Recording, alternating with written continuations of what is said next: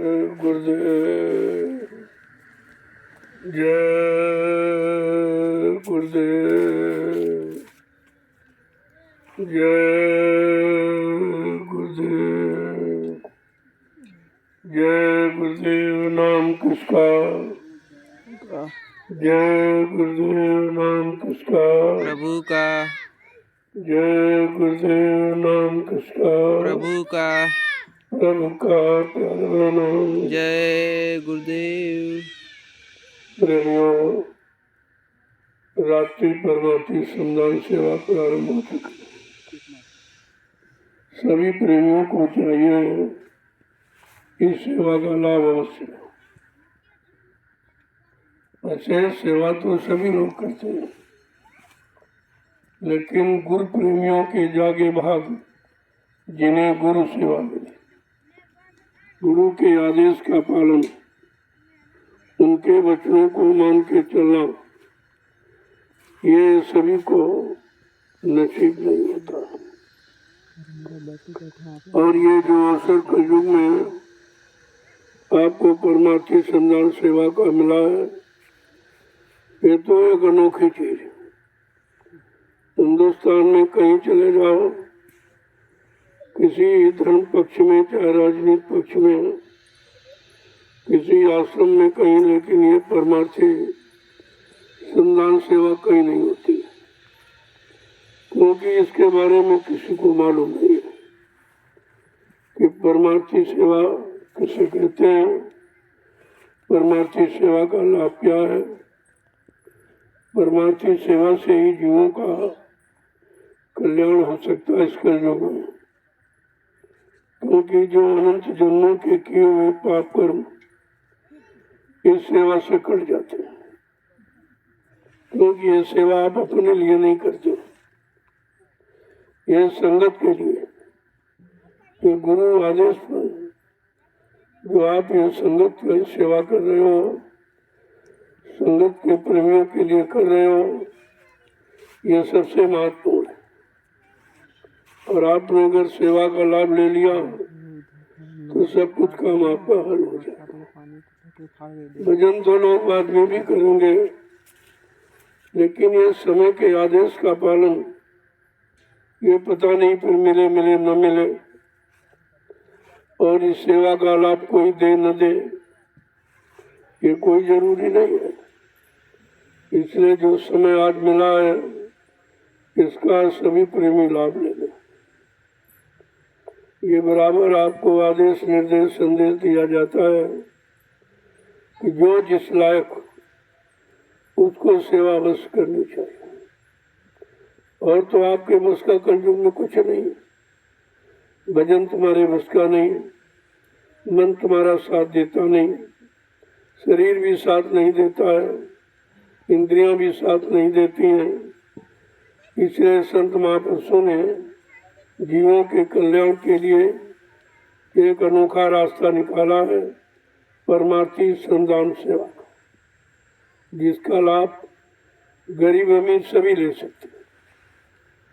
ये ऐसा रास्ता है परमार्थी लाभ पाने का जिसमें कोई पैसे की सामान की जरूरत नहीं, केवल आपके अंदर शारीरिक श्रम करने की भावना होनी चाहिए। आदेश हुक्म का पालन करना, ये आपका जीवन का मुख्य लक्ष्य और उद्देश्य होना चाहिए। तो बहुत सरल है। यहाँ जरूरत है आपके अच्छे सच्चे भाव विचारों की।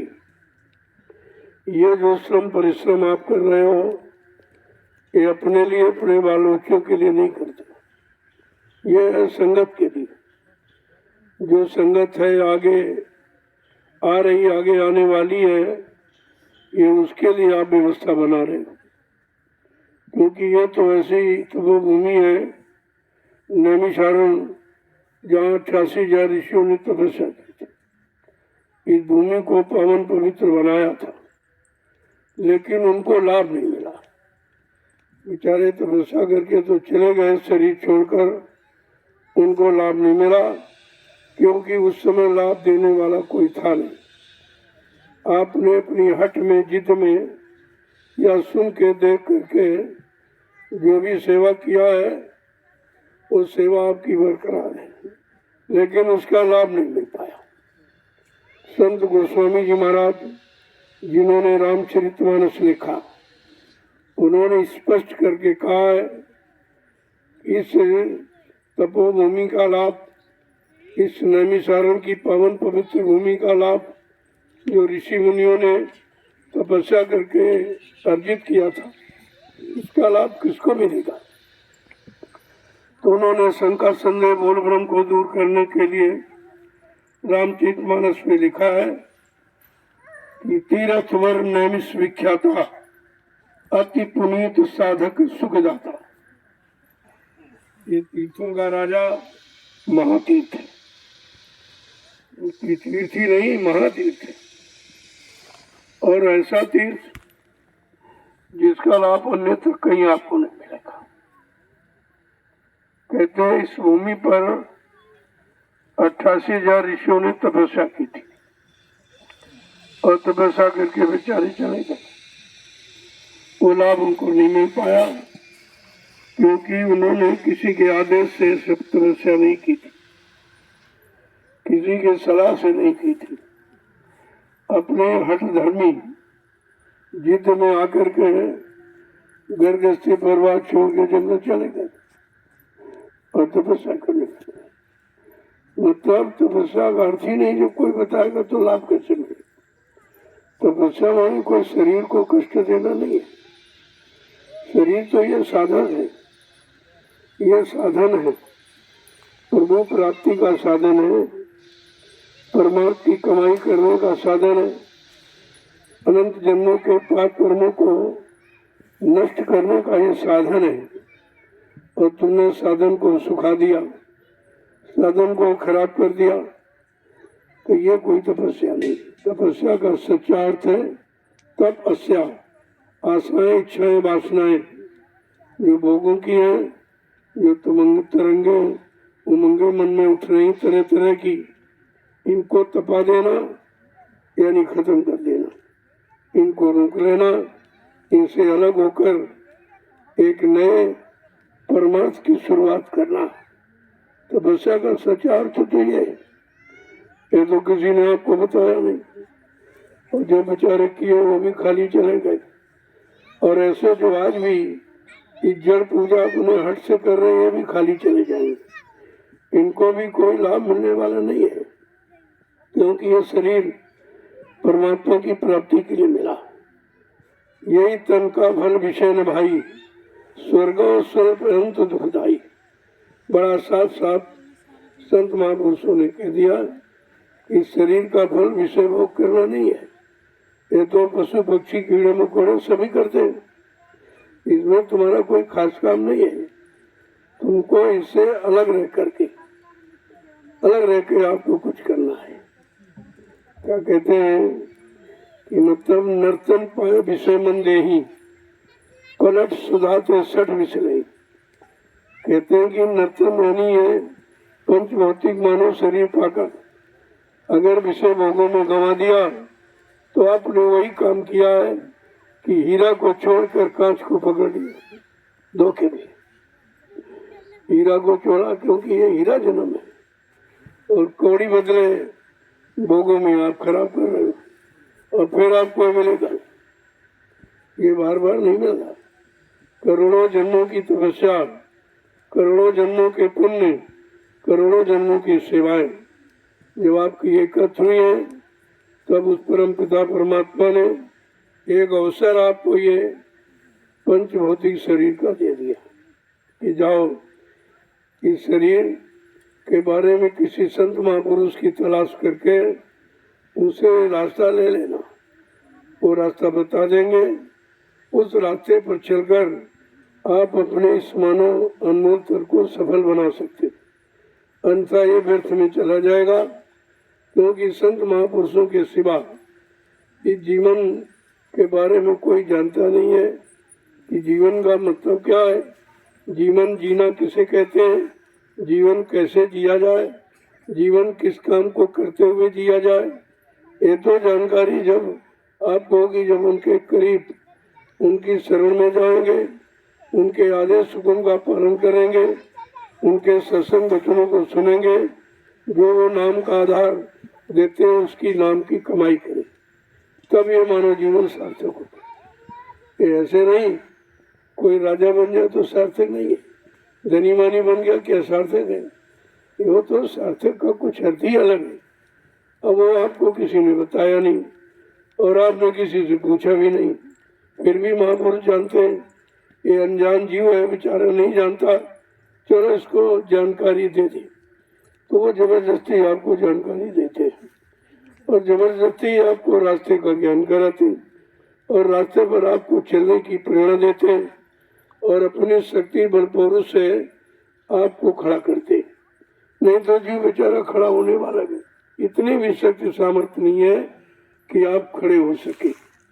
तो खड़ा करना भी उन्हीं का काम, चलाना भी उन्हीं का काम और चल करके मंजिल पर पहुंचाना भी उन्हीं का काम। लेकिन तुम्हारा ये काम है कि उनके बताए रास्ते पर चल पड़ो, फिर इधर उधर जागा ताकि मत करो। अगर इधर उधर आप चले गए तो फिर आपका भटकना हो जाएगा, इस भटक से भी रास्ता भटक जाओगे, रास्ता भटक जाओगे, अटक जाओगे, फिर आप पहुंच नहीं पाओगे। इसलिए ये परमार्थी, वो भी रात्रि, दिन में तो लोग परिश्रम करना भूल ही गए, कलयुग में कोई नहीं करता। लेकिन आज देखिए आपका सौभाग्य कितना बड़ा है कि रात्रि परमार्थी संधान सेवा करने का अवसर आपको मिला। इस अवसर का लाभ प्रेमियों को ले लेना चाहिए। इतना सरल है, हर एक व्यक्ति कर सकता, छोटा बड़ा, गरीब अमीर, पढ़ा लिखा अनपढ़, हिंदू मुसलमान, स्त्री पुरुष, मतलब यानी बच्चे बूढ़े जवान सब कर सकते। ऐसा सरल रास्ता सोचकर संत महापुरुषों ने कलयुग के जीवन के लिए रखा। अब आप इतना भी सरल नहीं कर सकते, फिर आपका जीवन तो व्यर्थ ही चला जाएगा। फिर इतना सरल कोई आपके लिए पहला भी नहीं रखा, तो आज ही कौन रख रहा? आज भी सब आपको भटका रहे, सब इधर उधर जड़ता की ममता में बांध रहे हैं और जड़ता की ममता में फंसा जीव बेचारा अटक भटक रहा है और ये शरीर व्यर्थ में मानो तन नरदेही बर्बाद किया, ये तो बर्बाद हो रही है। फिर भी उनको होश नहीं कि बर्बाद हो रही की आबाद हो रही, क्योंकि न तो बर्बादी मालूम न तो आबादी मालूम है। ये दोनों चीजों की जानकारी संत महापुरुषों की शरण में पहुंचोगे तब आपको जानकारी मिलेगी कि शरीर को कैसे आबाद किया जाए और बर्बादी से कैसे रोका जाए। ये दोनों रास्ते महापुरुषों के पास है। तो इसलिए प्रेमियों को चाहिए इसका लाभ ले लो। इस शरीर का कोई कयाम नहीं, पता नहीं कब श्वास आए बंद हो जाए, पता नहीं कब ये उधर से वारंट आ जाए, आपको जाना पड़ेगा। चाहे हम आप कोई भी हो, सबको जाना है। ये शरीर ये रहने के लिए नहीं मिला, काम के लिए मिला। अपना काम बनाओ, वो छोड़ दे दो उसको, लो भाई हमने तुम्हारे दिए हुए शरीर से अपना काम बिना बना लिया, ये आपका एहसान है। ये आपका एहसान मानता हूँ कि आपने जो शरीर दिया है, हमने उस शरीर से अपना काम बना लिया। कौन सा काम? 4 खान 84 लाख नरकों की योनियों से छुटकारा। ये काम असली, ये काम और किसी शरीर को पाकर नहीं होगा। ये धनी मानी यानी पाकर कोई राजा बन जाए, प्रधानमंत्री मुख्यमंत्री, तो अब उसका भी सार्थक ऐसे नहीं होता। सार्थक होगा जिन्होंने अपने मानव जीवन को सार्थक किया है। ऐसे संत महापुरुषों की शरण में जाओगे, उनकी दया हो जाएगी, तो वो आपके मानव जीवन को सार्थक बनाने का रास्ता बता दे। इधर चलो, उधर नहीं, इधर घूम के चलो, तुम्हारा तो असली रास्ता इधर है। तुम तो भटक गए हो और भटके हुए जीव बेचारे कभी मंजिल को प्राप्त नहीं कर पाते। अब आप भटक गए हो तो मंजिल से अलग होगा। अगर ये भटक आपकी खत्म हो जाए तो मंजिल पर पहुंचना आसान हो जाएगा। इसलिए प्रेमियों, आपको चाहिए ये लाभ मिला, इसका लाभ ले लीजिए। ये रोज रोज नहीं, आगे ये भी सेवा समाप्त हो जाएगी। क्यों किसी के पास, मेरे पास इतना समय नहीं होगा और तुम भी इतनी परेशानियों में, बीमारियों में, झगड़ों में उलझ जाओगे, कि हमारे पास आने का तुम्हारे पास समय नहीं होगा। आज अभी बुलाया जा रहा और आपको रास्ते पर चलने की प्रेरणा दी जा रही कि धीरज से चल करके अपना काम बना लो, पता नहीं बिनावन हो न हो। ये शरीर मिले मिले न मिले कोई जरूरी नहीं है। कबहू कर करुणा नर देही, देत ईश बिन हेत स्नेही। कभी कभी करुणा निधान, कृपा दया मेहरबानी करके ये मानव अनमोल शरीर हमें आपको दे देता है। कहा जाओ, एक अवसर मौका आपको दिया जा रहा, आपकी बार किसी संत महापुरुष की तलाश करके अपने घर जाने का रास्ता पूछ लेना। वो रास्ता बताने आए हैं, रास्ता पर चलाने आए हैं, चलाकर घर पहुंचाने आए हैं। ये सब काम उनका है, लेकिन कम से कम उनके आदेश हुक्म का पालन तो कर लो। और आदेश हुक्म आपको कितना सरल मिला, क्या है? कहते आपको मिट्टी डाल, चलो भजन नहीं कर सकते हो, यानी सत्संग नहीं याद रख सकते हो, नाम की कमाई नहीं हो रही, मन साथ नहीं दे रहा, तो कम से कम एक डलिया मिट्टी तो डाल ही सकते हो। इसमें कौन सा खर्चा, इसमें कोई पैसे की भी जरूरत नहीं, कोई सामान की जरूरत नहीं। मतलब यानी इतनी सरल सेवा और इतना बड़ा लाभ भजन के बराबर। क्योंकि ये लाभ क्यों है? क्योंकि ये सेवा आप अपने स्वार्थ के लिए नहीं करते। ये सेवा आगे आने वाले परमार्थी डगर पर चलने वाले आप जीवों के लिए कर रहे हो। क्योंकि आगे भारी भीड़ आएगी, सब जगह त्राहिमाम मच जाएगा। त्राहिमाम कोहराम मचेगा तो कहीं रास्ता नहीं बचा। सब रास्ते पर चलकर देख लिया, तीरथ में जाके, मूर्त में जाके, यानी मतलब सब जगह भटक के देख के देखा, न पानी में मिला, न पत्थर में मिला, न कागज मिला, न तीरथ पे न मूर्त पे मिला। मिला कहाँ? कहते तो तुम्हारे अंदर ही बैठा हो। वो परमात्मा की चेतन जीवात्मा तुम्हारे इसी पंच भौतिक शरीर में बैठी हुई। वो कहीं कंदरा गुफा कंदराओं में नहीं है तुम्हारे अंदर, लेकिन अंदर का राज, अंदर का भेद नहीं मालूम, अंदर का तुम्हें दिखाई नहीं देता। जैसे आँख तुम्हारे चेहरे में लगी, आँख दुनिया को देख रही, लेकिन अपने में लगे काजल को नहीं देख पा रही। अगर आँख में काजल लगा दो तो आँख अपने में लगे काजल को नहीं देख सकती, तो दुनिया को देखती। ऐसे घटघट प्रभु परमात्मा अंश जीवात्मा बैठी है, लेकिन आप देख नहीं पा रहे। उसी को दिखाने के लिए, उसी को जगाने के लिए, उसी को परमात्मा से मिलाने के लिए संत महापुरुष आते हैं और सबके लिए सरल रास्ता तैयार कर देते। देखो आज बेचारे जीव कितने भटक, कोई पानी में ढूंढ रहा, कोई कागज में ढूंढ रहा, कोई पत्थर में ढूंढ रहा, कोई तीरथ में मूर्त में ढूंढ रहा, कोई जंगल के अंदर गुफा में ढूंढा। लेकिन जिन्होंने ने ढूंढा उन्होंने आपको ये कहा कि हमको मिला, किसी ने नहीं। न ऋषियों ने, न मुनियों ने, न योगियों ने, महर्षियों ने, न ब्रह्मचारियों ने, न अवतारी शक्तियों ने, न ज्ञानी विज्ञानियों ने, किसी ने आपको ये नहीं कहा हमको मिला। क्यों? मिला होता तो कहते, जब उनको मिला ही नहीं तो बेचारे क्या कहते। तो संत महापुरुषों ने कहा भाई मिलने का उस समय रास्ता नहीं था, रास्ता बताने वाले संत महापुरुष नहीं थे, रास्ता पर हाथ पकड़कर चलाने वाले वो महापुरुष नहीं थे जो आपको चला के आपका ये काम कर देते। लेकिन आज तो आपके लिए मौका है, उस मौके का लाभ नहीं लोगे तो फिर पछताना पड़ेगा। मन पछतायो अवसर बीते, बचे न काल बली थे, कहा मन पछतायो अवसर। ये मन, ये अवसर मानो पंच भौतिक शरीर का निकल जाएगा तो आपको पछताना पड़ेगा, फिर ये मिलेगा नहीं आपको। ये बार बार नहीं मिलता। आज सोचते कि एक भी बार मिल गया फिर मिल जाएगा, ऐसा नहीं है। ये तो बहुत तपस्या, बहुत पुण्य कर्म, बहुत तरह तरह की सेवा और शुभ कर्म आपने किए तो ये एक बार अवसर दे दिया आपको। जाओ भाई, तुमने मेहनत की, तुमने तपस्या की, तुमने पूजा पाठ किया, तो जाओ, आपको एक अवसर दिया जा रहा। इस पंचभौतिक शरीर से तुम परमात्मा की प्राप्ति कर सकते हो। लेकिन कब? जब पंचभौतिक शरीर में ही वो संत महात्मा मिलेंगे जिन्होंने अपने पंचभौतिक शरीर में अपनी जीवात्मा को लगा लिया और परमात्मा से मिला दो, वो मिल जाएंगे, तुम्हारा काम सरल हो जाएगा।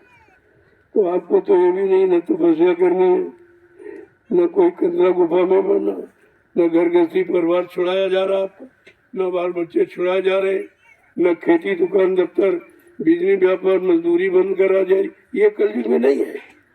कलयुग की साधना अलग, कलयुग की पूजा अलग, कलयुग का धर्म अलग है और कलयुग की क्रिया अलग है। तो कलयुग में परमात्मा प्रभु का नाम भी अलग है। ये सब चीज आपके सामने आके खड़ी कर दी गई। अब केवल समझना चाहिए। समझने का रास्ता एक ही है, सत्संग। जब सत्य का संग करोगे तो सत्य समझ में आएगा। अब झूठ का संग किए हो, इसलिए झूठ में फंसे पड़े हो, उसी को सत्य मान लो कि यही सत्य है, यही सत्य है, यही सत्य। अगर यही सत्य होता तो फिर उस सच्चिदानंद की तलाश लोगों ने क्यों की? उस सच्चिदानंद प्रभु प्राप्ति के लिए क्यों इतना बड़ा प्रयास किया? और संतों ने यह सब क्यों लिख के आपको बताया? तो प्रेमियों चाहिए सब लोग इसका लाभ लें। आज ये अवसर है, पता नहीं कब शरीर छूट जाए। इसमें तमाम लोग हैं जो आगे ये सेवा नहीं कर पाएंगे, इसलिए आपसे कहा जा रहा अभी मौका, इसका लाभ उठा लो। पता नहीं कल शरीर छूट जाए, जैसे सांसें पूरी हुई काम खत्म, खेल खत्म हो जाएगा। ये तो सांसों की पूंजी, इसमें कुछ नहीं। और पूंजी खत्म हो जाएगी, शरीर खत्म हो जाएगा, शरीर खत्म हो जाएगा, साधन खत्म हो जाएगा, साधन खत्म हो गया, परमात्मा की प्राप्ति दुर्लभ हो जाएगी।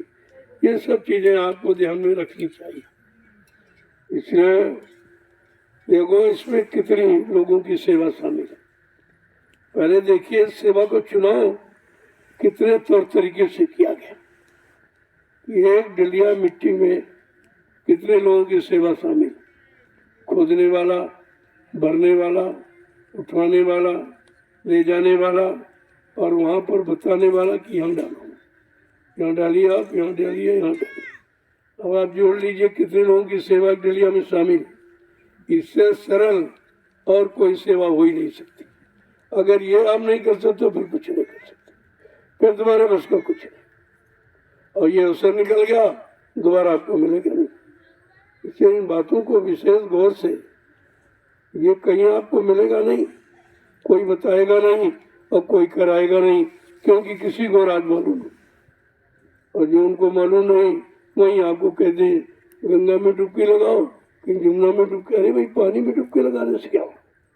सत्संग जल में न हो, सत्संग जल की डुबकी लगाओ तो तुमको हरि की था मिलेगी, हरि प्रभु पाने की था मिलेगी, गहराई मिलेगी, जानकारी मिलेगी।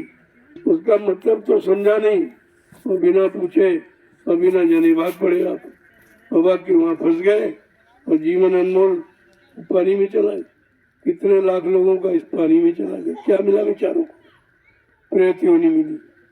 अब इनको हजारों जन्मों तक तो प्रेत योनि में रहना पड़ेगा, मानव शरीर तो मिलेगा नहीं, क्योंकि मानव शरीर को तुमने गलत जगह प्रयोग किया और गलत तरीके से प्रयोग करने पर उस बेचारे को गलत सजा मिल गई। ये तो सब नुकसान आपने कर ही दिया और रोज कर रहे, कोई कहने बताने वाला नहीं है। संत महापुरुष है तो उनकी बात कोई सुनने वाला नहीं है। यही है, क्यों नहीं सुने? उसी ने धर्मशास्त्रों में पहले कह दिया, विनाशकारी विपरीत बुद्धि। जब जिनका विनाश होने को होगा उनकी बुद्धि विपरीत दिशा में जाएगी। संत महात्मा जिधर कहेंगे उधर कभी नहीं जाएंगे, जिधर चलने को कहेंगे उधर कभी मुड़ेंगे नहीं। ये रहेगा। अगर रहेगा नहीं तो ये महापुरुषों की बातें झूठी हो जाएंगी। तो ये विनाश की स्थिति है। इसलिए कोई बिरले ही बच पाएगी, न पानी वाला बचेगा, न पत्थर वाला बचेगा, न कागज कैलेंडर वाला बचेगा। बचेगा कौन? जो बचाने वाले संत महापुरुषों की शरण में पहुंच गया और बचने का रास्ता उनसे ले लिया, वो तो बचेगा। बाकी नहीं। जहाँ पर दया वहीं सतगुरु की, वही हुई नहीं, वो बचे। और बाकी फंसे काल के जाल, तो बाकी तो काल के जाल में फंसे ही है। बचने वाला, फंसने वाला दोनों की जारी की जानकारी संत महाप्रभु देते कि काल की व्यवस्था में फंसे जीव बेचारे काल के हवाले हो गए हैं। अब काल माया का देश है, वो अपने देश में रहने की बात करेगा, अपने कानून मानने की बात करेगा। हमारे देश में रहो और यही तुम हमारे राज्य को बरकरार आबाद बनाए रखो, इसके अलावा आपको कोई चीज न सुनने देगा न लेने देगा और न आपको चलने ही देगा। अगर ऐसा वो करेगा तो उसका राज्य समाप्त हो जाएगा। तो कौन अपना राज्य खत्म करना चाहता? अपने राज्य को आबाद रखने के लिए चाहे झूठ बोले, चाहे छलकपट करे, कितनी हिंसाएं हत्याएं करे, कितने पाप करे, इससे उनका मतलब नहीं है। काल के जीव अपनी व्यवस्था में रहेंगे, उनको कितना कोई समझाए बुझाए उनकी समझ में नहीं आएगा। यह है काल के जीवों की पहचान। इसलिए तो कहा कि संत महापुरुषों ने कहा, रे भाई काल के जीव कौन है? जो नहीं माने हुक्म हमारा, उनके मन को काल समारा। जो मेरे हुक्म आदेश को नहीं मानेंगे, मेरे इशारों को नहीं समझेंगे, मेरे वचनों पर नहीं चलेंगे और मेरे बताए ये सेवा के रास्तों पर नहीं चलेंगे तो उनका बचना बड़ा मुश्किल हो जाएगा। क्योंकि बचने का रास्ता है, उससे आपको दूर होते जा रहे हो, बताने पर भी नहीं समझ में आता। इसलिए सेवा का लाभ सर्वोपरि है, सब लोग करो और जितना हो सके उतना करो। चलो आप कम कर सकते हो तो कोई जरूरी नहीं दिन में आओ, करो, पाला उठाया लिया और अपना डालने लगे। ये जरूरी नहीं कि कोई कहे तभी करो। तुमको अपने परमात्मा बनाने की चिंता है तो तुमको ये काम खुद ही कर लेना चाहिए। जो रात में नहीं कर सकते दिन में करो, जब तुम्हारी इच्छा हो तब करो। यहाँ तो सेवा के लिए बिल्कुल खुला है, कोई बंदिश नहीं है। आप जब चाहे तब कर सकते हो और जितना चाहे उतना करो। चाहे सुबह और दोपहर शाम तीनों मिलके करो। तो मान लो 10-10 15 बंदा डिलिया डाली आपने तो 50 डिलिया हो गई सब दिन में, पूरे समय में, तभी आपने सेवा कर ली। यहाँ कोई बहाना चलने वाला नहीं, क्योंकि बहाने का रास्ता हमने खत्म कर दिया। कोई बहाना नहीं, छोटा से छोटा, बड़ा से बड़ा, कमजोर से कमजोर व्यक्ति कर सकता। एक ने कहा हम तो बहुत बुढ़े हैं, हम नहीं कर पा रहे। तुमने कहा जो बच्चे मिट्टी डालते हैं तुम वहां जाओ, उसको बराबर करो हाथ से। इन हाथों से बहुत पाप कर्म किया है तो मिट्टी को बराबर करो। तुम्हारे हाथों से बराबर की हुई मिट्टी पर आगे लोग आएंगे, बैठ के भजन करेंगे, तो तुम्हारे हाथों का किया पाप खत्म हो जाएगा। कई बहुत तरीके अपनाए गए, ऐसा नहीं है। इसमें नुकसान तो किसी का ही नहीं। साधु संत महात्मा ये परमार्थ के लिए, हित के लिए आते हैं, भले के लिए आते हैं, कल्याण के लिए आते हैं। ये अपना स्वार्थ तुमसे हल करने नहीं है, उनका कोई स्वार्थ ही नहीं। उनका यही स्वार्थ है इन जीवात्माओं का भला हो जाए, इनका कल्याण हो जाए, इनको 4,84 लाख नरकों की योनियों से छुटकारा, यानी आवागमन इनका छूट जाए, न जन्म हो न मृत्यु हो। तो ये इस काम के लिए आते हैं, यही उनका उद्देश्य है। जब तक उनका उद्देश्य पूरा नहीं होता, कोई न कोई नई भूमिका व्यवस्था तुम्हारे साथ जोड़े रहते हैं कि चलो इससे नहीं तो ये कर लो, ये नहीं कर पाए तो ये कर लो। तो सरल से सरल रास्ता तुम्हारे लिए तैयार करते। अब इससे सरल क्या है? और भाई मिट्टी उठाई और सर पर थोड़ी देता, कोई जरूरी थोड़ी कि आपको डलने को डलने दे। वो तो केवल करने के लिए आपको कहा जा, जब करने लगोगे तो करने का लाभ मिलेगा। आदेश पालन का मतलब चाहे थोड़ा हो चाहे बड़ा हो। अब डलिया ले जाना तो भर के ले जाओ, कम ले जाओ, उतना नहीं है तो चलना तो आपको उतना ही पड़ेगा। जब उतना ही चलना पड़ेगा, उतनी मेहनत करो तो कहते हैं भाई मेहनत करनी है, ले जानी तो भर के ले जाए, खाली क्यों ले जाए? खुद ही तुम्हारे अंदर भाव बनने लगेगा। ये सब केवल शुरू किसी तरह कर लो, फिर तुम्हारे अंदर विचार खुद ही बनने लगेंगे कि हमको सेवा किस तरह से करनी चाहिए। अपने अनुसार करो, कोई जरूरी नहीं है कि आपको कोई बहुत बड़ी सेवा करनी है। अरे सेवा तो सेवा का नाम ही सेवा है। सेवा माने वचनों को सेव, पालन करो, यही सेवा है। अब बात आप नहीं समझ पाते तो भटक जाते हो। अब तो आपके लिए मौका बढ़िया है, अब तो ठंडी भी कम हो गई है, वही सेवा में ठंडी खत्म हो जाती है, शरीर से पसीना निकलता, बीमारी चली। नहीं तो सर्दियों में पसीना किसी की नहीं निकलता है, इसलिए सर्दी में बीमार लोग ज्यादा होते। लेकिन ये परमार्थी सेवा कितनी बीमारी तुम्हारे शरीर से निकाल रही, कितना पसीना रोम रोम से निकलता है, रोम रोम की गंदगी निकल रही है, तो बीमारियों से आपको राहत मिल जाएगी। इसलिए बहुत सोच समझ कर ये परमार्थी सम्मान सेवा रखी जाती है।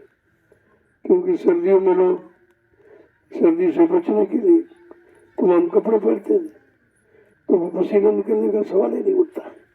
लेकिन ऐसी व्यवस्था बना दी गई कि जब परमार्थी सेवा करोगे तो पसीना शरीर से अपने आप निकले। पसीना खून की शुद्धिकरण का तरीका। जितना पसीना निकलेगा उतना खून शुद्ध होगा, जितना खून शुद्ध होगा उतनी बीमारियां खत्म होगी। तो कितना बड़ा लाभ है डलिया का, पहले समझ लो। ये डलिया का लाभ पहले देखिए आप, कितना बड़ा लाभ है। इसलिए मैंने कमजोर प्रेमियों के लिए रखा है। भाई आप बहुत कमजोर हो, मन से कमजोर हो, तन से कमजोर हो, बुद्धि से कमजोर हो, मतलब नहीं, सोच समझ सब आपकी कमजोर है, याददाश्त भी आपकी कमजोर है। तो उसके लिए कहा कोई सरल तरीका निकाल दो। उन्होंने कहा ये मिट्टी सेवा सबसे सरल। अब मिट्टी समझ कर मत हो, कितनी बार उन्होंने कहा एक दिन तुम्हारा शरीर भी मिट्टी में मिल जाएगा, ये भी मिट्टी में मिल जाएगा।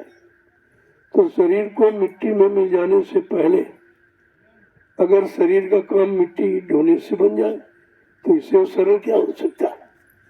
लोग तपस्या करके नहीं बना पाए, योगी योग साधना करके नहीं बना पाए, हरिवंश पालन करके नहीं बना पाए, अवतारी शक्तियां मार का हिंसा करके नहीं बना पाई, और तुम्हारा तो इसी से बन रहा है। यह है संतों की सरल नीति। ये सरल नीति है। जीवों के लिए संत महापुरुष हमदर्द होते हैं, उनको शरीर की हमदर्दी है, क्योंकि शरीर का लाभ वो जानते हैं। इस शरीर से परमात्मा मिलता है, ये छोटा मोटा लाभ नहीं है। लेकिन ये लाभ केवल उन्हीं को मालूम है और उन्हीं के पास से लाभ पाने की युक्तियां उपाय है। और आपको केवल पालन करना है अपनी यथाशक्ति अनुसार, जितना हो सके उतना, लेकिन करो, बैठे मत लो, करो। जितना करोगे उतना लाभ आपको मिलेगा। संत मत उधार सौदा नहीं रखता, नगद सौदा। जितना करोगे तो 1 मिनट करो, मिनट की मजदूरी ले लो, 2 मिनट करो, 2 मिनट की मजदूरी ले लो। जितना करो उतना आपको, यहाँ बकाया नहीं रखा जाता, तुरंत आपको।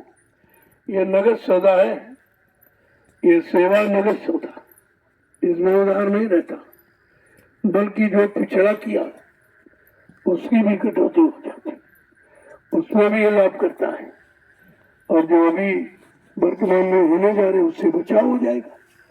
जब आप उस सेवा में आ गए, पता नहीं इसी समय में कहाँ कहाँ कितने बुरे कर्म कर डालते, वहां से आपको हटा लिया गया और आश्रम में सेवा में लगा दिया गया। ये भी तुम्हारे साथ परमार्थ है, ये भी तुम्हारे साथ भला ही है कि पता नहीं इन दिनों आप कहाँ कहाँ क्या क्या कर डालते, कैसे बुरे बुरे काम हो जाते, कितनी बुराई में फंस जाते, कितने पाप कर्म कर जाते, कितनी हिंसा हत्याएं आपसे हो जाती। लेकिन आपको आश्रम पर बुलाकर परमार्थी सम्मान सेवा में लगाकर उससे आपका बचाव हो गया। कितने जन्मों का बचाव और कितने जन्मों के पाप कर्मों की अदायगी। ये छोटा मोटा काम है और तो मिट्टी समझते। अरे इसका भाई कोई, वो तो उसको मालूम है जो कराता है, उसको मालूम जो कराता है वो देता है, क्योंकि वो नगद देगा आपको, उधार देगा। तो इसलिए जितना करोगे उतना लाभ आपको मिलेगा, इसलिए सबको करना चाहिए। अभी तो आप कर ही रहे रहो और आखिर में बताऊंगा कि ये इतनी तो आपको सबको डालनी, चलो आप और सेवा में लगे हो, वो तो लाभ आपके साथ है ही, लेकिन लास्ट में आखिर जब बंद होगी सेवा तब कहेंगे भाई 15 डलिया 10 डलिया जो भी हो जाए हुकुमादेश समय का वो पालन करो, ये तो सबके लिए होगा और लाभ वही है जो सबको मिला। फिर भी आपके लिए सहूलियत कर दी गई कि भाई कमजोर जीव है, बेचारे नहीं तो पूरा कर सकते, तो चलो थोड़ा करेंगे, उसी में काम बन जाएगा। किसी तरह से जीवों का काम होना चाहिए। महात्मा को ये हमदर्दी होती है, ये उनका दर्द है आपके प्रति कि किसी तरह से तुम्हारा काम हो जाए, तो सरल से सरल युक्ति आपके लिए सोची जाती, बनाई जाती। जमीन तो यही पड़ी रहेगी, हम आप चले जाएंगे, लेकिन जो तुम बना के जाओगे तैयार करके, ये आगे आने वाले भविष्य में करोड़ों लोगों को लाभ मिलेगा। इससे बड़ा लाभ और कोई हो ही नहीं सकता, इससे बड़ी सेवा मतलब यानी कोई हो ही नहीं सकती है। अब लोग इसके बारे में जानते नहीं है, क्योंकि परमार्थी सेवा तो किसी ने की नहीं है। जब की नहीं तो वो क्या जाने इसका लाभ, और जब की नहीं तो करा भी नहीं सकता। जिसने की है वो कराए। मैंने 12-12 घंटे फाड़ा चलाया, ऐसे नहीं आपसे कहता हूँ, लगातार, यानी मतलब मथुरा में जो आश्रम बना हुआ है ये ऐसा नहीं, इससे भी जंगल खराब था। जो आप बना रहे हो ये दूसरा मौका आपको दिया जा रहा, जंगल से ही काम होगा। वहाँ भी कटीरा जंगल था, मधुबन बहुत कटीरा था, वहाँ भी वहाँ की मिट्टी बहुत कड़ी है, तो मालूम है बहुत कड़ी मिट्टी है। वहाँ खोद खोद के ये कटीली झाड़ियाँ मतलब यानी खोद खोद के निकाली गई, तब आश्रम का निर्माण किया गया, कुटी का निर्माण किया गया। ऐसे नहीं, और भी प्रेमियों ने सेवा की, बहुत की है। इतनी सेवा की है उतनी अभी यहाँ नहीं हुई, लेकिन समय पर वो कर रहे, यहाँ भी कर रहे, यहाँ भी समय के अनुसार उनको लाभ मिल गया। इसलिए यह परमार्थ का लाभ देने के लिए हर समय संत महापुरुषों ने अपने अपने समय में कोई न कोई सेवा जरूर रखी। जो मथुरा में प्रेमी गए उन्होंने देखा कितनी मेहनत हुई, तो आश्रम का निर्माण हुआ। आज यहाँ भी आप कितनी मेहनत कर रहे हो, आश्रमों का निर्माण। वहाँ तो एक ही आश्रम बन पाया, यहाँ तो आपके 3 आश्रम तो आपके सामने बने हुए, कितने थोड़े समय में, और कम प्रेमी। वहाँ तो पूरा प्रेमी सब इकट्ठा था, कोई किसी तरह का विकल्प नहीं, बंटवारा नहीं था। और यहाँ तो जगह जगह दुकानें लगा करके जैसे ग्राहक को फोड़ दिया जाता, ऐसे दुकानें लगाकर प्रेमियों को परमार्थी सेवाओं से वंचित कर दिया गया। यह सबसे बड़ा नुकसान है प्रेमियों का, और जो करा रहे हैं उनका सबसे बड़ा पाप है। इस पाप से उनको कभी मुक्ति नहीं मिलेगी।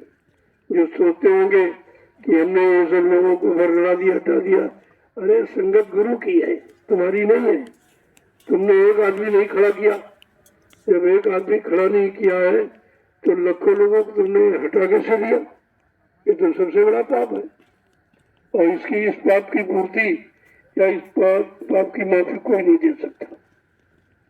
ये तो गुरु के साथ आपने धोखा किया, गुरु के साथ आपने अन्याय किया।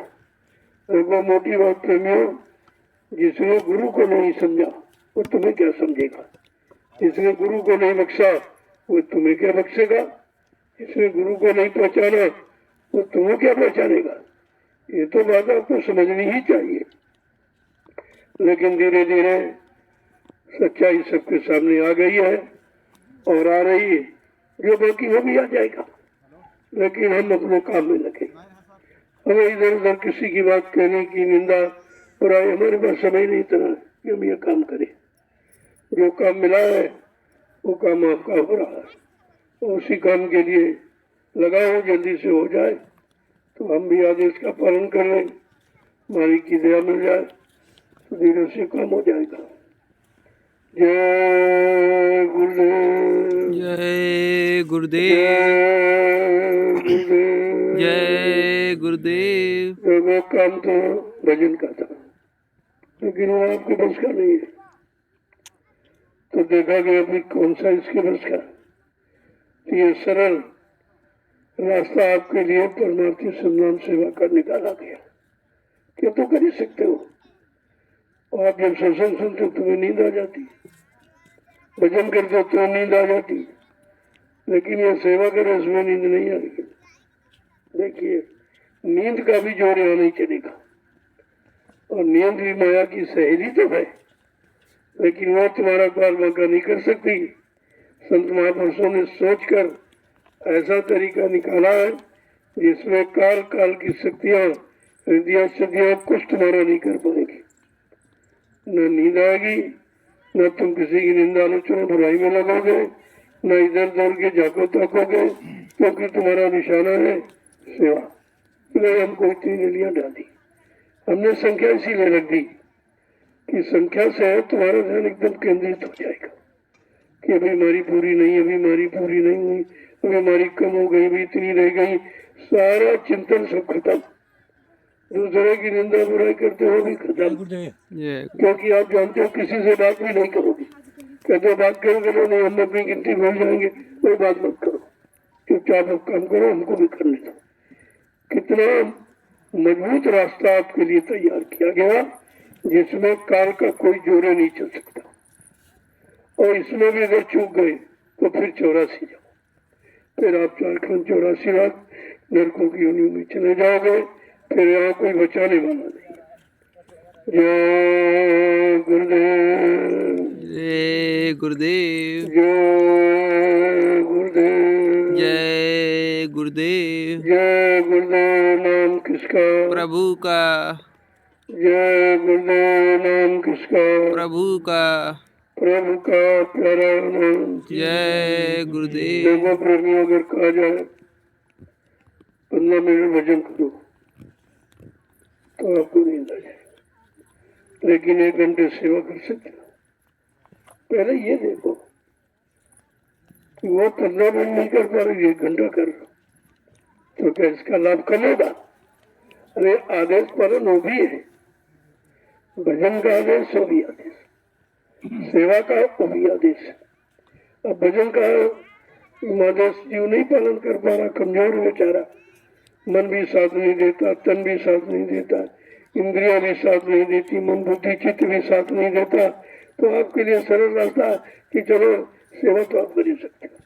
इसमें कुछ नहीं करना, इसमें कुछ सोचने विचारना, इसमें कोई खर्चों का कोई सिक्का नहीं। कितना सरल तरीका, कितना बड़ा लाभ, इस पर आपको विचार करना चाहिए। तो जो प्रेमी नहीं आ सके, अब ये जो लास्ट में एक आदेश आपको नहीं होगा, एक संख्या रखी जाएगी, तो उससे क्या होगा? आप बिल्कुल शांत हो जाएंगे। अभी तो आपस में बातें करते चले जा रहे हो, लेकिन जब संख्या निर्धारित हो जाएगी तब आप चुप रहोगे कि कहीं भूल न जाए, कहीं हमारी गिनती कम तो नहीं होगी। तो इसलिए ये एकाग्रता का सबसे बड़ा तरीका है। वैसे मन आपको नहीं एकाग्र हो रहा, लेकिन जब एक संख्या निर्धारित कर दी जाएगी कि आपको 15 डिलिया डालनी है, 20 डिलिया, जो भी कह दिया जाए, तो उस समय आपका मन एकदम स्थिर हो जाएगा। एक ही उद्देश्य रहता है कि भाई ये कम पूरी तो नहीं हुई, पूरी हुई कि नहीं हुई, पूरी हुई कि नहीं हुई, पूरी हुई कि नहीं हुई। यह धीरे धीरे स्थिर प्रज्ञता का भाव तुम्हारे अंदर पैदा किया जा रहा है। एक दिन यही भाव तुम्हारा भजन में बन जाएगा। वहाँ भी आप एक ही लक्ष्य रखोगे कि नहीं भाई अभी सुनाई नहीं दिया है, अभी दिखाई नहीं दिया है, अभी ये नाम समझ में नहीं आया, अभी वो नाम नहीं, उसका रूप नहीं, उसकी आवाज़ नहीं, उसका स्थान नहीं। ये धीरे धीरे तुम्हारे अंदर ये भाव पैदा करने की युक्ति है ये, जो आज एक इन डिलियों की संख्या से आपका वो रास्ता तय कराया जाएगा। जय गुरुदेव, जय गुरुदेव, जय गुरुदेव, जय गुरुदेव। जय गुरुदेव। नाम किसका? प्रभु का, जय गुरुदेव। नाम किसका? प्रभु का, प्रभु का प्यारा नाम। जय गुरुदेव। 8:30। देखो अभी समय है आपके पास, अभी भी 15 मिनट बाद आपके लिए आखिरी आदेश होगा, जिसको सब लोग मानेंगे और सबको लाभ मिल जाए। आदेश कोई अपने लाभ के लिए थोड़ी मना रहे, आदेश तुमको अपने लाभ पाने के लिए। चलो कुछ नहीं तो इतना तो आप कर ही सकते हो लास्ट में। तो अभी 15-20 मिनट बाद आपको आखिरी परमार्थी संधान सेवा का इशारा किया जाएगा, जिसको सभी लोग पालन करें। अभी समय है, थोड़ा कर लो। दिन में देखो धूप ज्यादा होने लगी, अब सेवा इतनी अच्छी नहीं हो पाएगी। और रात्रि में समय बढ़िया है, ठंडक भी है, गर्मी भी नहीं है, धूप भी नहीं है, और इधर उधर देखना फेंकना कुछ नहीं, क्योंकि निशाना आपका पक्का सेवा का होता है। इसीलिए रात्रि को चुनाव किया गया। दिन में सभी लोग करते, लेकिन रात में नहीं करते। और रात्रि का जो लाभ वो दिन में नहीं है। दिन में जब इधर उधर आके देखी तो मन भाग जाता, इधर उधर कान सुनते तो मन भाग जाता। मन को कंट्रोल नियंत्रण में रखने के लिए ये रात्रि परमार्थी संधान सेवा का चुनाव किया गया, जिसको शायद कोई जानता है, कोई नहीं जानता। न कोई जानता न कोई कराता है। जब उसने खुद नहीं किया तो तुम्हें क्या करें। जितने लोग, मैं सबकी बात करता हूँ, उन्होंने कभी कोई सेवा की नहीं, वो जानते नहीं सेवा क्या होती। सेवा ली है प्रेमियों से, वो भी धन की सेवा ली, मान सम्मान सामान की सेवा ली, लेकिन उनको सेवा दी नहीं।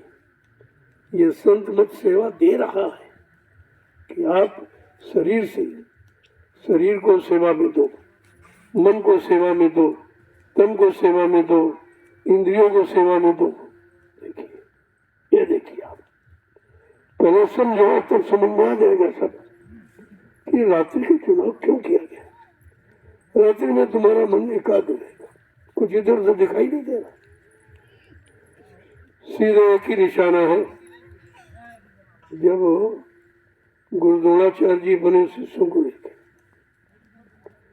और तो शिष्यों को वो धर्मराज है और विमर्जन ने कुछ सबको लेकर कहा कि मैंने इनको पढ़ाया है, शिक्षा दी, जरा देखें कि हमारी पढ़ाई का कोई असर, कोई ज्ञान, कोई याददाश्त इनको है कि नहीं। तो एक जंगल में ले गए। जब जंगल में ले गए तो बताया नहीं कहाँ लिए जा रहे, क्यों लिए जा रहे। तो ये चिड़िया लकड़ी की बना के एक डाल पर रख दी और बारी बारी से शिष्यों को बुलाने लगी। सबसे पहले धर्मराज को बुलाया, कहा मैं ये पूछ रहा हूँ कि देखो चिड़िया की आंख में निशाना लगाना, ये बताओ तुम्हें क्या क्या दिखाई दे रहा। तो धर्मराज जी बोले, हमें तो पेड़ भी दिखाई दे रहा, डाल भी दिखाई दे रहा, चिड़िया दिखाई दी, आप भी दिखाई दी, कल से बैठे हो, बैठो बैठो। इसके बाद भीम को बुलाया। भीम से भीम ने भी कहा, अरे भाई धर्मराज जी तो बहुत बड़े हैं, ये गलत थोड़ी बोले। उसने भी वही दोहरा दिया, कहा तुम भी बैठो। इसी तरह बारी बारी से सबको, लेकिन अर्जुन को बाद में बुलाया, क्योंकि उनको पता चल जाता कौन से किस लायक है, किसमें कितनी बड़ी दूरदर्शिता है, किसने वचनों का कितना पालन किया, आदेश हुकुम को किसने माना, और किसने गुरु को समझा, गुरु की महिमा को समझा। तो अर्जुन को बाद में बुलाया। तो अर्जुन ने ये इसलिए बुलाया हो कि देखो चिड़िया है, इसकी आंख पे निशाना रखा। थोड़ी देर तक अर्जुन खड़ा रहा। गुरु द्रोणाचार्य जी कह रहे, भाई बताओ बताओ, कल हमारा थोड़ा ठहरिए। ठहरने मतलब क्या, जब आंख की बात की तो आंख में निशाना तो लगा दूं। जब निशाना लग गया, कल अब बताओ, कल बताओ तुम्हें क्या दिखाई दे। कल हमको कुछ नहीं दिखा, केवल चिड़िया की आंख दिखाई दे।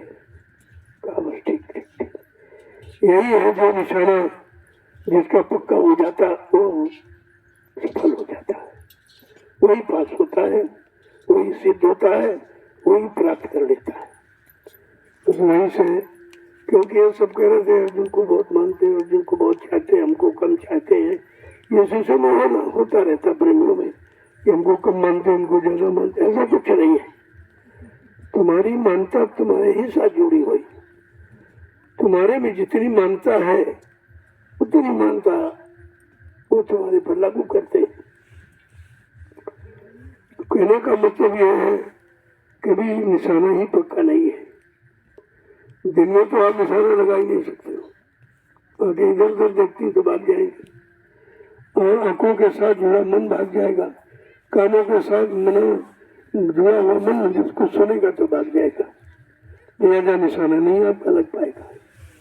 इसलिए रात्रि ये सेवा जो है ये एकटक, एकाग्र जिसे कहते हैं, इसी को अच्छे शब्दों में स्थिर प्रज्ञता कहते हैं। स्थिर हो गई आंख। अब जैसे आप निशाना लगा रहे हो, अगर पुतली हिल जाए तो निशाना गलत चला जाएगा, मतलब सही फायर नहीं हो पाएगा कारगर। तो इसलिए ये रात्रि में परमार्थी संधान सेवा का विषय चुन के क्यों रखा गया कि रात में तुम्हारा मन इधर को दिखाई नहीं देगा और इधर उधर आवाज भी नहीं सुनाई देगी, एकदम शांत माहौल होता। ऐसे में तुमको अपने मन को टिकाना, मन को स्थिर रखना, ये उसकी ये भी एक व्यवस्था है, जिसे अभी तक आप कोई नहीं समझ, मैंने बताया भी नहीं भैया। तो धीरे धीरे जब करने लगोगे तो खुद ही समझने लगोगे। फिर आप पूछेंगे अगर कोई दिन में क्यों नहीं कराते हो, तो आपको बता दिया जाएगा, इसलिए कि दिन में आप कर नहीं पाते। शरीर तो करता है, लेकिन जिसके लिए सेवा कराई जाती वो मन शांत नहीं है, वो स्थिर नहीं है। तो इसलिए रात्रि का चुनाव आपके लिए सर्वोपरि है, लाभदायक। इसमें जितनी सेवा कर लोगे दिन में नहीं कर लोगे। दिन में तरह तरह की बातें लोग करते हैं, उनको आप कानों से सुनते हो, तरह तरह के लोगों को देखते हो, उनको भी उनकी तरफ चला जाता मन। लेकिन इस रात्रि परमार्थी सम्मान सेवा में बिल्कुल आपका मन एकाग्र है। और जो भी लास्ट में बताऊंगा आखिर में, इतनी डलिया वो तो पक्का निशाना है, वो पक्का निशाना है कि भाई हमारी चुप रहो, बात मत करो, हम भूल जाएंगे, हमारी पता नहीं कम हुई कि ज्यादा हुई, कितनी रह गई कितनी हो गई। तो ये है स्थिर प्रज्ञता, मन को स्थिर रखने के लिए ये युक्ति आपके साथ लगाई गई है। इसलिए रात्रि परमार्थी संधान सेवा आपके लिए रखी गई। जय गुरुदेव, जय गुरुदेव, जय गुरुदेव, जय गुरुदेव। जय गुरुदेव। नाम किसका? प्रभु का, प्रभु का प्यारा नाम। जय गुरुदेव। जोर से बोलो, जय गुरुदेव, सब मिल बोलो, जय गुरुदेव, बोलना होगा, जय गुरुदेव, अभी से बोलो, जय गुरुदेव, दुख दर्द हरेंगे, जय गुरुदेव, सब कष्ट मिटेंगे, जय गुरुदेव, सुख शांति भी देंगे, जय गुरुदेव, सबके दाता, जय गुरुदेव, सबके मालिक, जय गुरुदेव, प्रेम से बोलो, जय गुरुदेव। ये नाम नहीं इंसान का, ये नाम है प्रभु का, ये काम नहीं इंसान का। ये काम है प्रभु का। देखो इस जंगल में कभी किसी ने आवाज नहीं लगा, ये पहला काम किसी युग में नहीं लगा।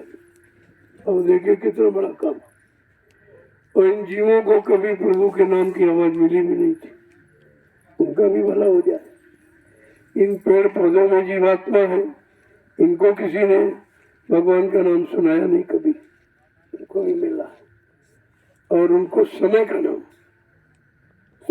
मिलना चाहिए, समय का नाम काम करेगा। तो आज ये कितने जीवों को भला हो रहा, कितनी जीवात्माओं के कल्याण का आधार बनाया गया।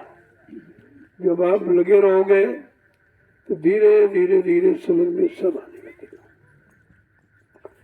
कल मैंने आपसे कहा था, आज भी कहूंगा और कहता ही रहूंगा, कि हम 15 डेली आपको 15 समझ लो, उसमें 10 आपकी 5 मेरी है, क्योंकि मैं तो अब ये काम नहीं कर पा रहा हूँ, बहुत बुढ़ा हुआ, कमजोर भी हो गया हूँ, लेकिन पहले किया बहुत है, तभी तो आपसे करवाता हूँ। अगर करता नहीं तो लाभ कैसे जानता कि भाई सेवा का लाभ क्या है?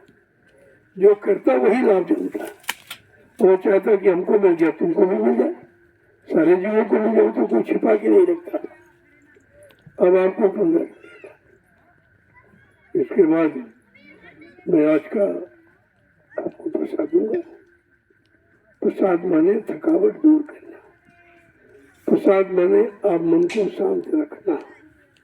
ये प्रसाद बहुत काम करेगा, तो भी आपको मिल जाएगा। तब तक आप इस अभियान को पूरा करो कि 15 दिन आपको पूरी करनी। देखो कितना बड़ा लाभ, कितनी छोटी सी सेवा। अभी तक आप करते रहे तो नहीं कुछ होता है क्या, लेकिन 15 दिन का इतना बड़ा महत्व है। तो बात है महत्व की, आदेश की बात है, और वह संख्या का आदेश है कि आपको गिनती में 15 दिन जिसे पूरा करो। और तब तक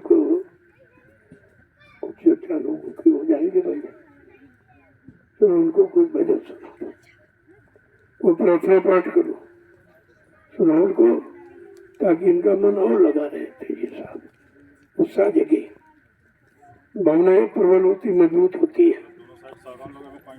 जय गुरुदेव, जय गुरुदेव।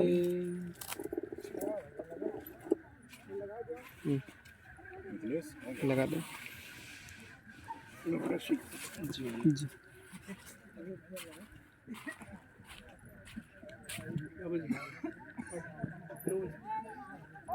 जय गुरुदेव।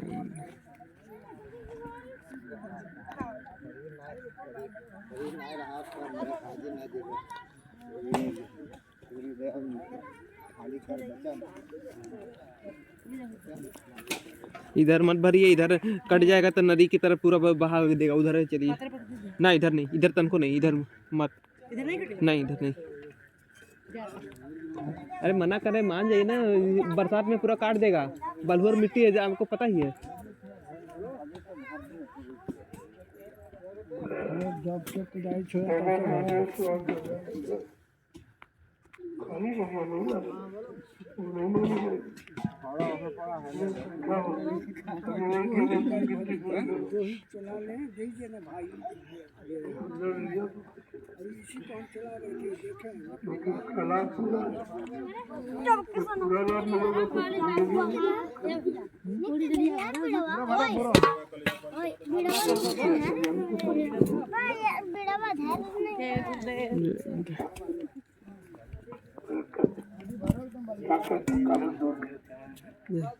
तमाम उसमें लाभ भरा हुआ,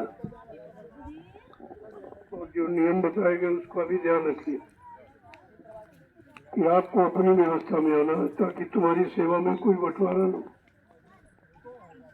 जैसे मान लो आप सेवा के भंडारे में खाने लगे, तो भंडारे की सेवा हुई, तुम्हारी कहाँ हुई? फिर अभी गुरु की सेवा, संगत की सेवा, ये सब बाकी रह जाएगी आपकी। तुमने कहा इसे तुझे बेचारा खाली बना रहेगा, तो मैंने आदेश ये जारी किया है।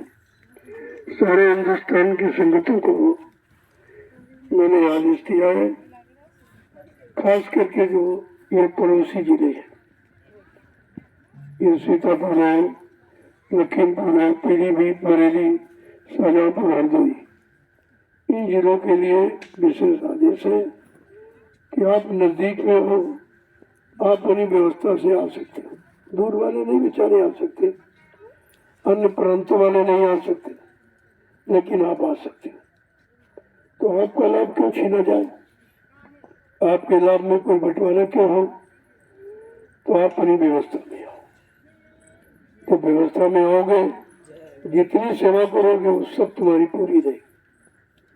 न संगत सेवा कटौती होगी, न भंडारे सेवा की कटौती होगी, यानी किसी तरह की कटौती नहीं होगी। ये पड़ोसी जिलों के लिए आदेश है जो ये 6 जिले, जब आप अपनी व्यवस्था में आओगे, अपनी व्यवस्था में रहोगे, तो पूरे हिंदुस्तान में एक लोगों को सबक मिलेगा कि हमको स्वयं स्वावलंबी बनना चाहिए।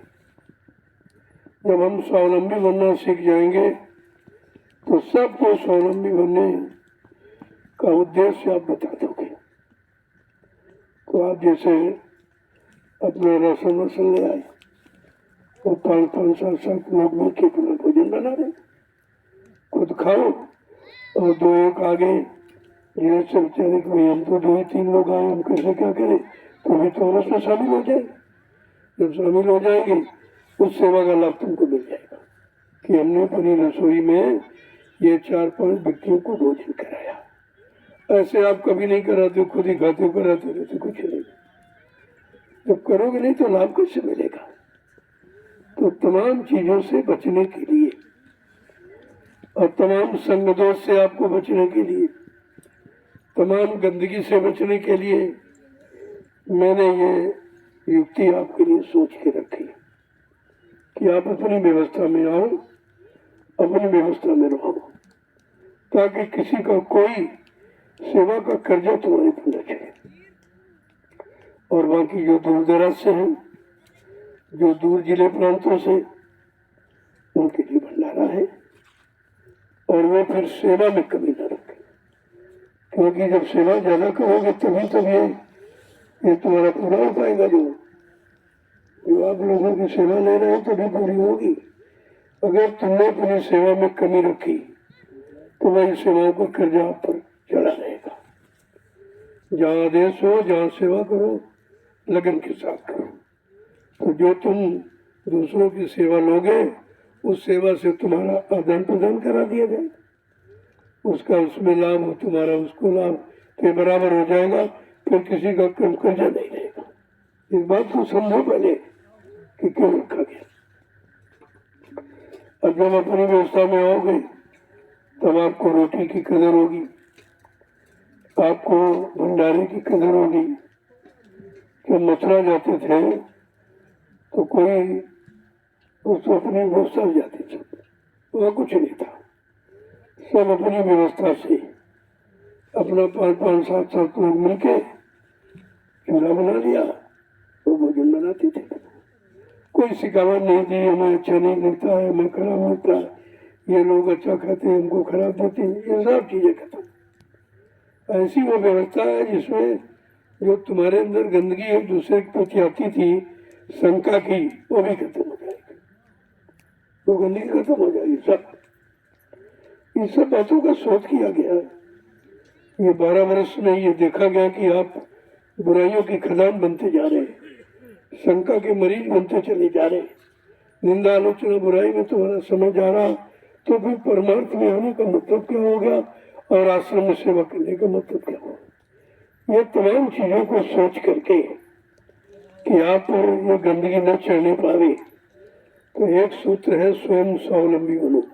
ये सूत्र है कि जब स्वयं स्वावलंबी यानी अपनी सेवा स्वयं करोगे और उस सेवा में 2-4 लोगों को की सेवा जुड़ जाएगी, ये आपका परमार्थ हो जाएगा। वैसे आप तो भंडारे में गए, थाली लेकर खाया है, तुमने तो किसी को खिलाया नहीं, न खिलाया, न बनाया, न कुछ किया, तो वो सेवा आपकी छूट जाती थी। इसलिए कोई सेवा छूटने न पावे।